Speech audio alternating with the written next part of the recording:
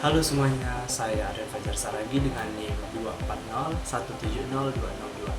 Hari ini kita akan membahas sesuatu yang sangat fundamental dalam dunia IT, tetapi seringkali dianggap remeh, yaitu sistem keamanan operasi. Mungkin kita sering mendengar berita tentang data breach atau juga serangan ransomware yang merugikan perusahaan hingga miliaran rupiah.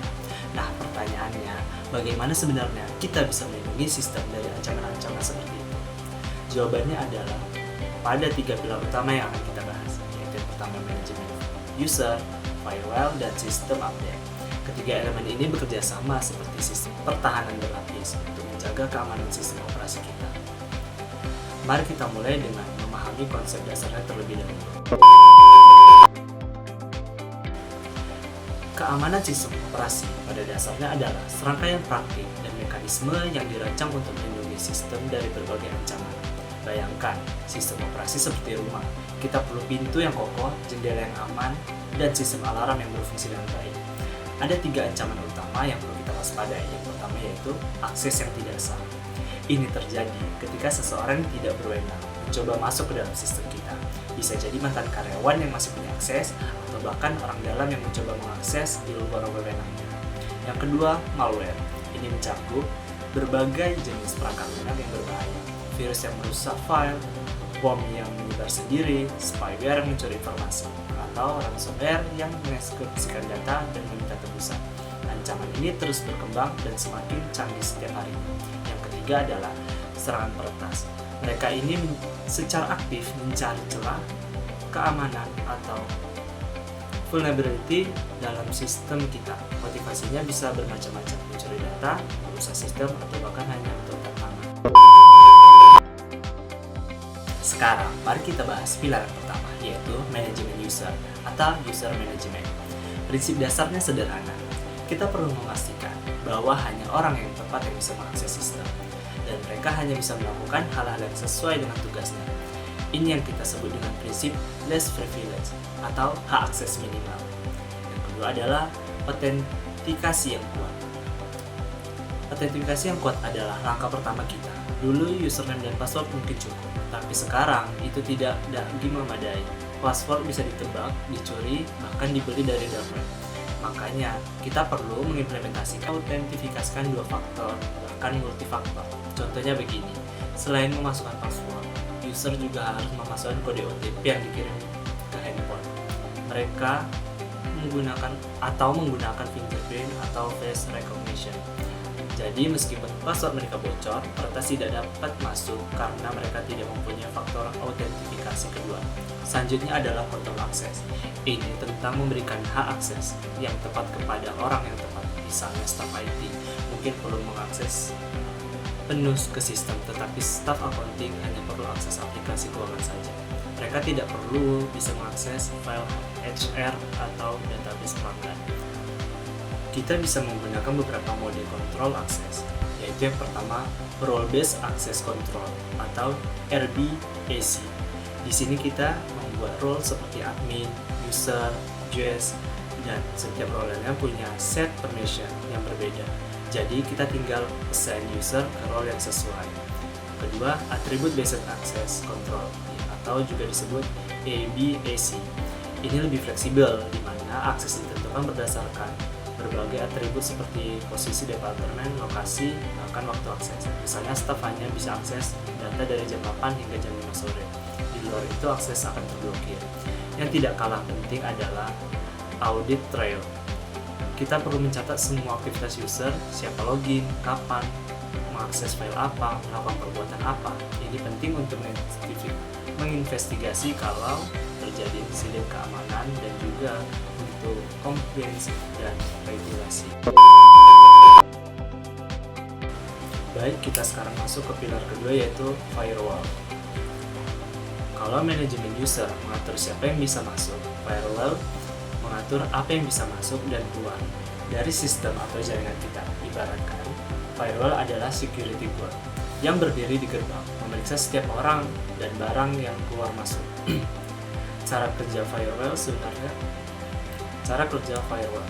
sebenarnya cukup straightforward. Setiap data yang mengalir di jaringan itu berbentuk paket-paket kecil. Nah, firewall akan memeriksa setiap paket ini dari mana asalnya, mau kemana, menggunakan protokol apa, port berapa, dan seterusnya. Berdasarkan aturan atau policy yang kita set, firewall akan memutuskan, oke, paket ini aman, boleh lewat, atau juga ini mencurigakan, blokir. Ada beberapa tipe firewall yang perlu kita ketahui, yaitu yang pertama, filtering firewall. Ini yang paling basic, dia cuma lihat header paket aja, cek IP source dan destination, port number, dan protokol. Cepat tapi tidak terlalu detail. Yang kedua adalah stateful inspection firewall. Ini lebih canggih. Dia tidak hanya memeriksa paket individual, tetapi juga memahami konteks atau juga state dari koneksi. Jadi dia tahu apakah paket ini bagian dari koneksi yang legitimate atau bukan. Yang selanjutnya adalah application layer firewall atau yang sering disebut dengan web application firewall. Ini bekerja di layar aplikasi, jadi dia bisa memahami konteks dari traffic. Misalnya dia bisa mendeteksi atau memblokir SQL injection atau XSS attack. Sekarang konfigurasi firewall itu seni tersendiri. Kita perlu balance antara keamanan dan usability. Terlalu ketat, user tidak bisa bekerja. Terlalu longgar, sistem jadi vulnerable. The best practice-nya adalah kita mulai dengan default delete, blokir semua, kemudian kita buka satu persatu yang memang diperlukan. Misalnya kita allow HTTP dan HTTPS untuk browsing, allow port 22 untuk SSH, tapi hanya dari IP tertentu, allow port 3389 untuk remote desktop, tetapi dengan VPN. Nah, yang penting kita perlu monitoring firewall log secara berkala.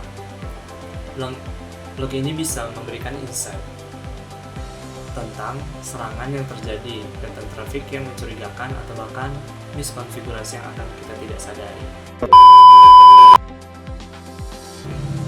Yang terakhir, tapi tidak kalah penting, yaitu sistem update dan patch management.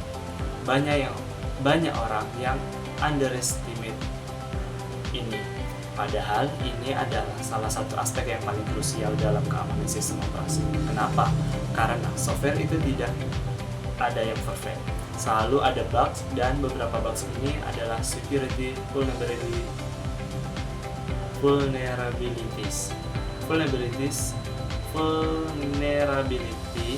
atau celah keamanan ini bisa dieksploitasi oleh peretas untuk masuk ke dalam sistem kita.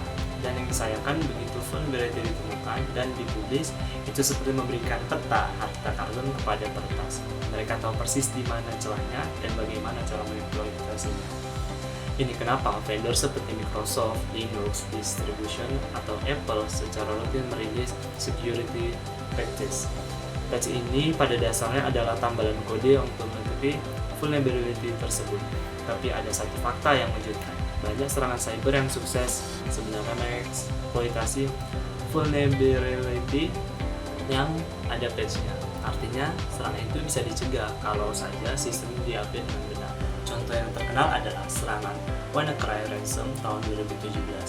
Microsoft sudah merilis patch untuk vulnerability internal boot dalam 2 bulan sebelum serangan. Tetapi karena banyak organisasi yang tidak update sistemnya, mereka menjadi korban. Kerugiannya mencapai miliaran dolar. Jadi, bagaimana kita mengelola update dengan baik? Pertama, kita perlu punya patch management policy. Ini mencakup seberapa sering kita cek for updates, prioritas patch, mana yang harus diinstal dulu. Critical priority patches ini tentu prioritas, ada testing period atau langsung deploy, dan maintenance Windows kapan.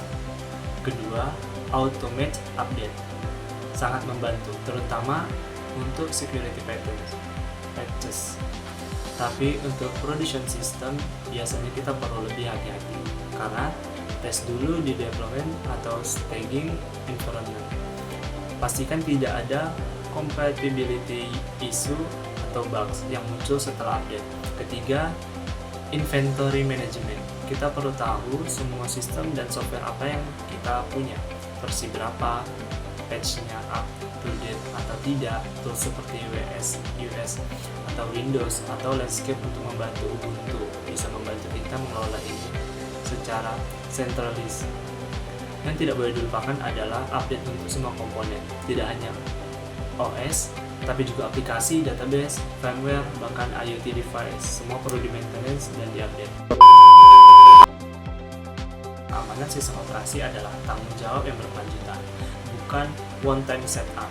Kita perlu mengelola user dengan hati-hati, mengonfigurasikan firewall dengan tepat, dan selalu menjadikan sistem tetap up to date. Ingat, dalam keamanan cyber, kita tidak bisa 100% mencegah semua serangan, tetapi dengan implementasi yang tepat dari ketiga pilar ini, kita bisa significantly reduce resiko dari dampak serangan tersebut. Security is not a product, but a process. Dan proses ini memerlukan komitmen dan konsistensi dan continuous improvement. Sekian dari saya akhiri. Assalamualaikum warahmatullahi wabarakatuh.